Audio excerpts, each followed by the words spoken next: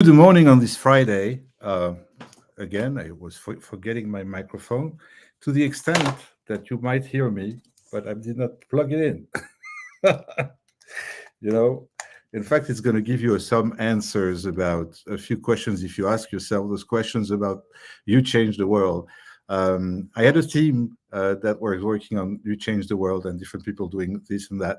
Here, I'm just on a standalone for another few weeks because there is a transition. Someone got sick, right? So when we talk about leadership, about managing people, about all of these things that we talk every week, and me every day with my clients, right, in leadership development coaching, there's no question that we have to go with the flow, and we have to go with things that happen and adapt to it. All right, so that's the introduction. Welcome to You Change the World, and my apologies for this little delay for those who are waiting. And today is a topic that I think is so much coming back. This is how I, in fact, define the topics that I talk about, is because they are defined by my clients. They come along. That's what happens really in the real world. And what happens in the real world is that there are many people of you and myself for a long time, it happened to me too, that are unable to say no, and you pay the price for that.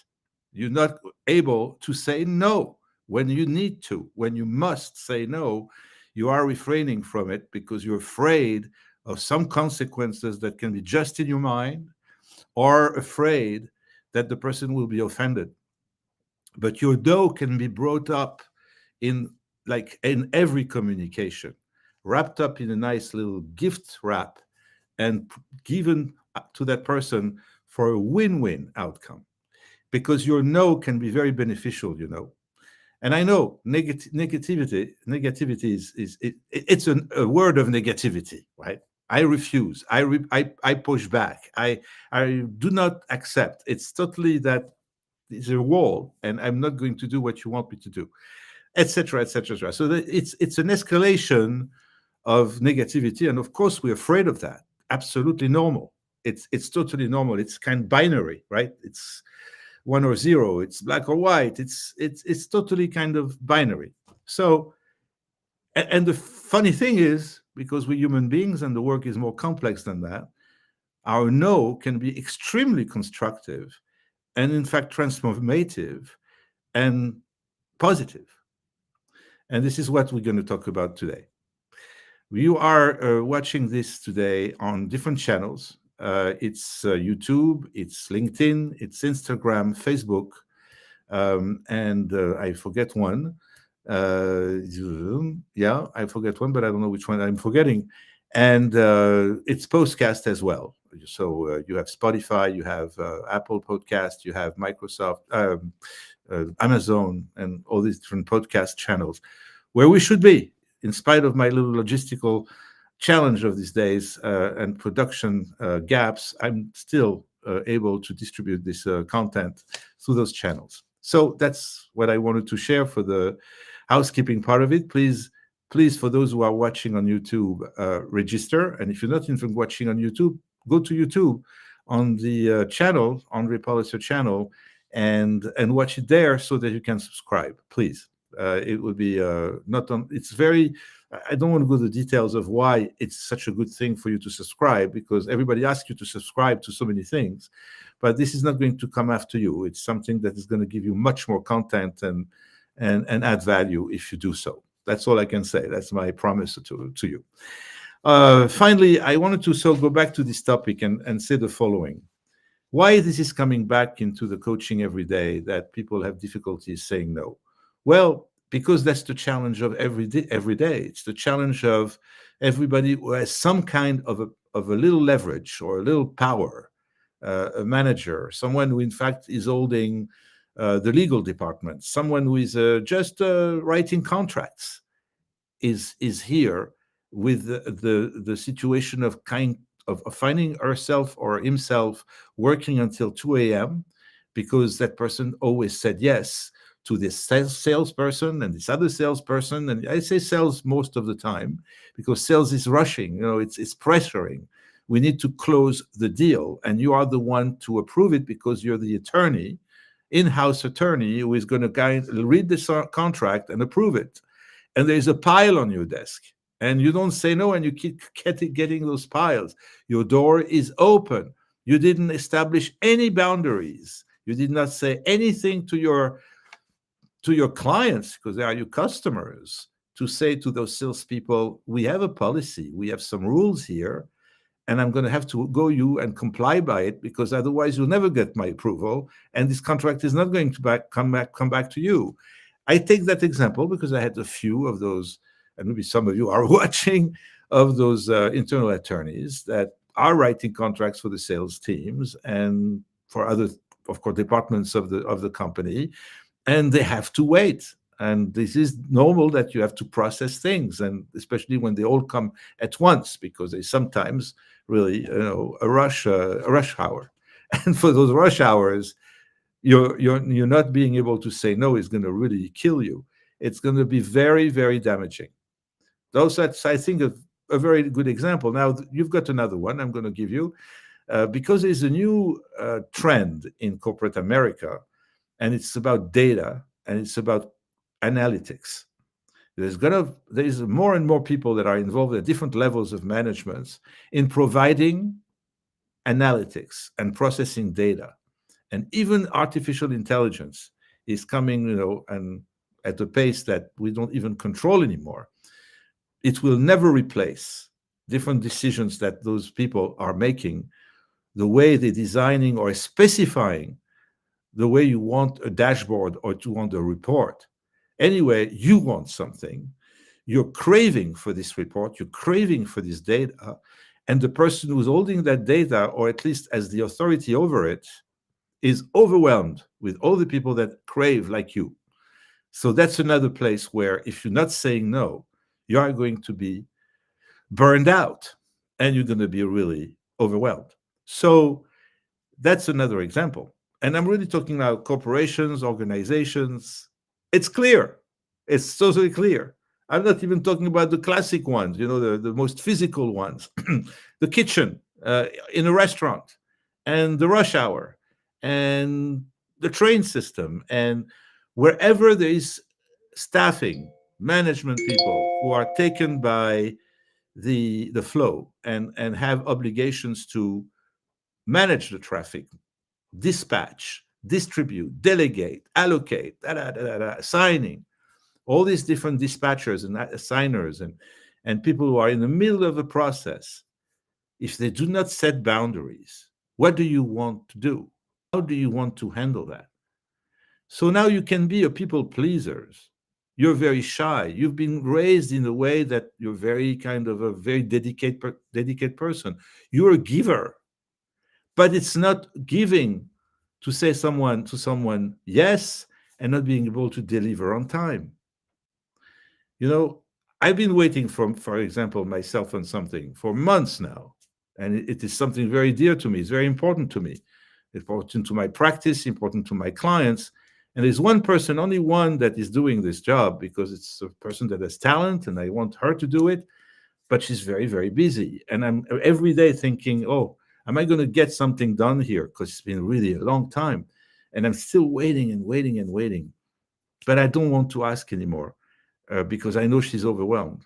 So my point here is, now it's me, the one who's requiring, because I know she has a tendency to be unable to say no. She's going to be burned out. She's going to be very busy. If she says to me something, she will hold her words, because she's a woman of her word, and it's going to really cost her a lot. So this is why I'm not pushing, I'm insisting. Now, if she's watching, now she heard me.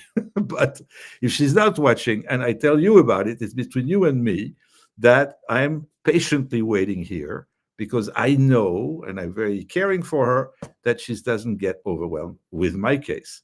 Nevertheless, while I'm waiting, I'm not giving the thing that I need to my clients. So we have really those different catch-22s, and we need to kind of measure this and at least take precautions. And as we are also in organizational leadership, we are in leadership, in managing leaders, and managing our days and managing people. We need to know a certain number of things that are minimal to make it decent for everybody every day and have a quality of life. And one of the things that, for those that are shy, that are introvert, that could not want to say no, that are afraid of it, or don't know how to say no, this is the first of a series of 2 or 3 sessions I'm going to have here on You Change the World, because you are going to change the world if you change yourself to say no and know how to, with agility, with tact, right?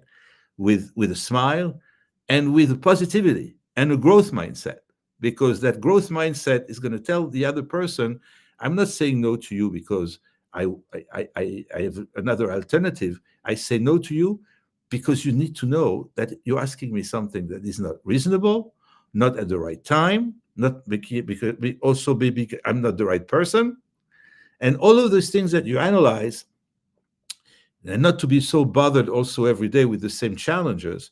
You need to set the boundaries, because boundaries are policies, are rules that we put on the door when we go to lunch, when we have a little bit of a store or a barber shop in the middle of the street and you need to have a lunch break. Excuse me. You're going to write it down, and it's going to be on a sign on the door. It's going to say, I come back at 2 o'clock. And the person, if they want what they want, will come back at 2. As a minimum, that's a basic, but you set the rule.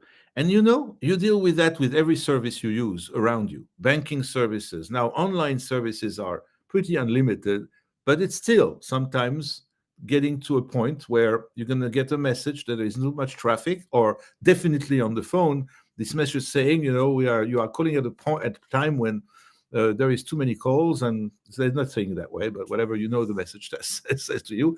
But they have the intelligence to tell you, if you opt number 1 or 2, we're going to call you back at your number in 20 minutes or 2 hours. That's already a little better. But it says no to you because in this moment right now, I want anyone to answer the call. Why you would not be that person, able to say it so that the person on the other side understands, and compassionately, and even without compassion, but automatically accepts your no, accept the fact that you're not available, accept the fact that you're not the right person for the task. So hopefully you get this point, because it's pretty simple. And that has to do with operational overload most of the time. People's pleasers predicament, right? That the challenge is that many leaders, and especially those with a people-pleasing tendency, find it hard to decline requests. And I think the tip for that is to understand that saying no doesn't equate to disappointing others. It's about setting priorities and maintaining focus. And that's what you're expected to do. Your boss, the company that pays you, or the client or customer that is in front of you, they want you to set priorities and to know of them. This way, they're not going to bother you or disrupt you. Then there is really another thing, which is shyness, the status quo. I remember, that's a story I tell my clients from time to time, because this is the kind of the little things that you remember, right? My first job was in a hotel, and I was an assistant manager in a very 5-star hotel in Paris. And the general manager, who was my boss, did something. I don't know if he did it himself and it built for himself, but his office had a little back door that nobody knew about. And if a customer, especially VIP customer, because this was a 5-star hotel in Paris, so believe me, there was a lot of celebrities and VIPs and wealthy people. When they were not happy and wanted to see the manager, they had really a point or something to pretty kind of tempering on the general manager, ready to really knock him down or yell at him. So he would just run away. If he would know that X, Y, and Z, and there were enough staff members on the way to his office to just say to him and giving a notice that the client is coming up, he would run away through that back door and flee from the challenge of facing that angry customer. Can you imagine that? You think I'm telling you a joke? It's not. It's really serious. It's really something that happened, and I saw it with my own eyes. So that image remained with me, and I share it with you because image is important to me. Thanks to this image, I said I will never be that man. I'll never be that person who has a back door to run away from the challenge that I'm going to have if I have to take care of a customer. That's why I complimented him very well. I was his assistant, handling those crises and those people that were the people that were angry or had a crisis. And this was most of the job that I was doing every day, being resourceful, being patient, liking the relationship with people. So I had all these qualities in order to make possible that my job would be successful. And I stayed there for a number of years to prove myself that yes, I was. And I had really a boss that needed me very badly because he was running away from those challenges. So back to my point is that be shy or to always want the status quo is not the solution to the problem. You're not resolving the problem. You're just procrastinating. You're just pushing it away for a while, but it's going to come back to you. You didn't set the boundaries. You didn't set the compliance, the policy. You need guys to be compliant with my policy. If you need me and you need my time and my physical presence, you need to go by my rules. There is some rules I want you to follow in order to deal with me and get the best of me.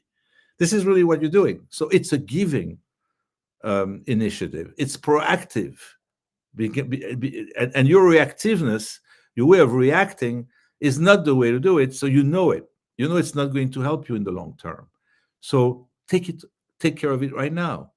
And we can talk about it. You know that, you can always go to my website, andrepolitzer.com, and make up an appointment with me. And I'll have a slot available for you of time, and we meet, and I'll coach you on this. It's so vital that those of you who are watching now cannot handle this, cannot overcome this issue of not being able to say no. This is one of the things I coach people about. It doesn't take long. You need just to practice it first, to define things, to understand also what your limitation is, diagnose a little bit your issue of being a people pleaser, that is never helping you. You are really, in fact, suffering a lifetime for being a people pleaser because you did not set the right boundary. So definitely, status quo is not a solution, and to be shy, to be introvert is not an excuse. The challenge of that is that leaders can avoid conflict, can avoid struggling or being a bottleneck to a process by freeing this attribute, this skill that they need to develop of setting boundaries. It's totally crucial. It's basic to leadership. Don't even take a responsibility or expect a promotion if you're not able to do that. Okay? We're going to spend the next 5 minutes going from this point to some more solutions or tips or inspiration I can eventually give you to just exercise, try, practice it. And it's with communication. It's really with communication. How many problems do we go through for lack of good communication? How many people did I mediate, couples that were getting divorced, that I really could count in, not in 2 hands, but probably 100 of my hands, the number of cases that I was mediating where the wife and the husband or the spouses never communicated to each other for 10, for 20 years. They never wanted to listen to the other's point of view. Amazing, amazing, amazing. Breaking a whole household because these people are unable to communicate with each other, are unable to listen to the other's point of view.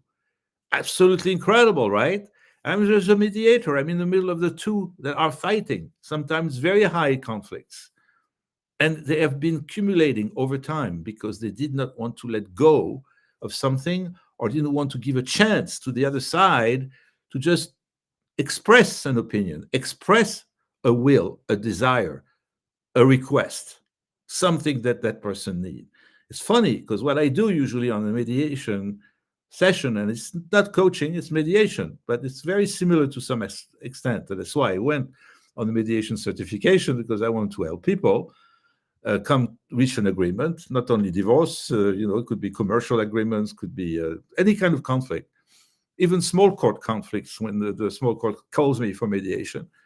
And I just think that because it saves people so much money not to go through attorneys and courtrooms, that just because by coaching them and by mediating the case, being very neutral and trying to see what each side wants and come to an agreement where they're going to walk from this agreement having a feeling that they had a fair deal, a fair conclusion, a fair agreement. That's my goal. I don't want them to be thinking that they won over the other side. That's what happens in court sometimes. But here in mediation, they need to just walk away from the mediation table with a peace of mind that they did not win, they didn't lose, they just have a fair outcome. And it's very sensitive, it's very emotional,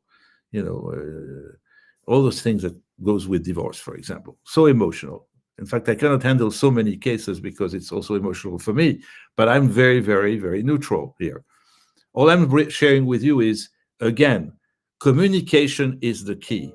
And it's a very big challenge for human beings to communicate properly.